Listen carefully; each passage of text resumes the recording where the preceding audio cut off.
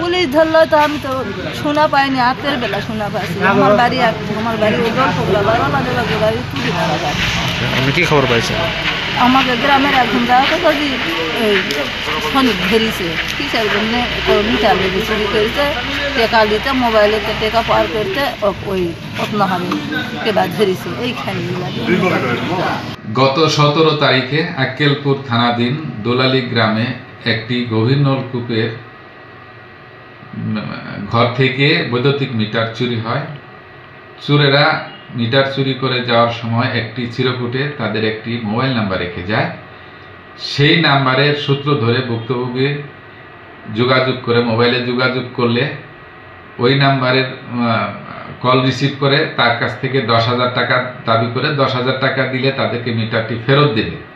পরবর্তীতে তারা 5,500 টাকা সেই নাম্বারে বিকাশ করার পরে ভুক্তভোগী চোরকে শনাক্ত করার জন্য সেই বিকাশের দোকানে গিয়ে উৎপেতে বসে থাকে যে তার টাকাটা কে রিসিভ করতে আসে।